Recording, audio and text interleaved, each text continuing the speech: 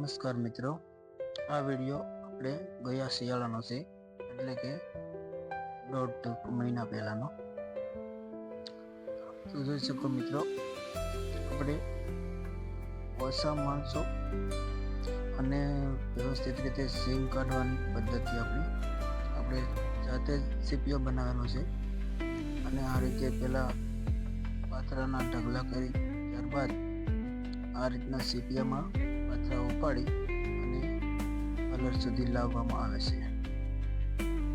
જોતા રહો આગળ.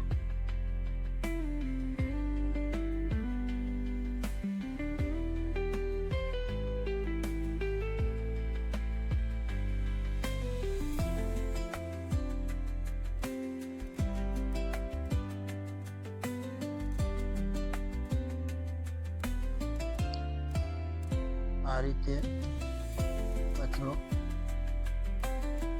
ઉપાડી લે છે હાઈ દોરીથી. આ સીપીઓ પણ આપણે જાતે જ બનાવેલો છે, ખાલી સાઈડ બાપ લઈ અને ફ્રેમમાં ફિટ કરેલા છે. આ રીતે પાથરો કલરની બાજુમાં મૂકી દેવામાં આવે છે, ત્યાંથી 2-3 જણા પાથરા કલરમાં અંબાતા છે. આપણે સાદી કલર છે,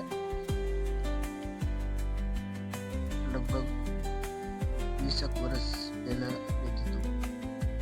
એ પણ હજી આ રીતે સારી મગફળી કાઢે છે.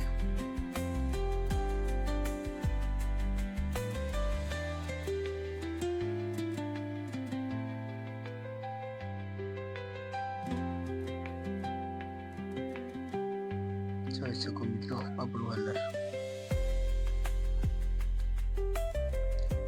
આ રીતે સિંગ કાઢવાનું ચાલુ છે.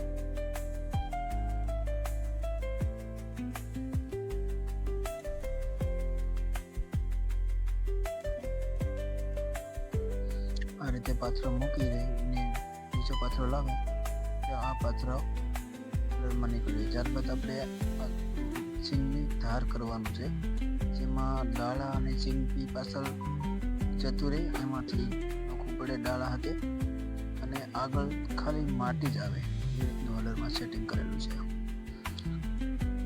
જે હલરમાં આપણે સિંગ કરતા હતા એ જ હલર છે. તો આમાં આ રીતે આપણે સિંગની ધાર કરીએ છીએ. એમાં દાખલા એકદમ છેવાડે જતા રહેશે અને માંડવી નજીક પડે છે. ત્યારબાદ જ્યાં આપણે સિંગ કાઢતી વખતે આગળ સિંગ આવતી હોય ત્યાં ખાલી ધૂળ જ આવે છે. આ રીતનું કલરમાં સેટિંગ કર્યા બાદ જોવામાં બહુ જ ધૂળ છે અને અમુક માંડવીમાં ઓછી છે, પણ આ અડધી માંડવીમાં બહુ જ ધૂળ છે.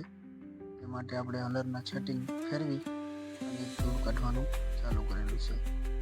માંડવી છે એ બધી પાછળ જતી રહેશે અને ડાકડા એકદમ છેવાડે જતા રહેશે.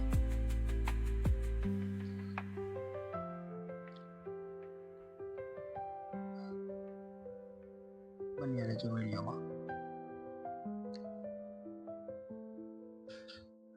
આ રીતે સિંગ પાછળ આવે છે, જોઈ શકો તમે, અને દાખલા એકદમ છેવાડે જતા રહેશે. અહીંયા ઝીણી ધૂળ નીકળે છે, બાકીની જે ધૂળ છે એ આગળ આવે છે.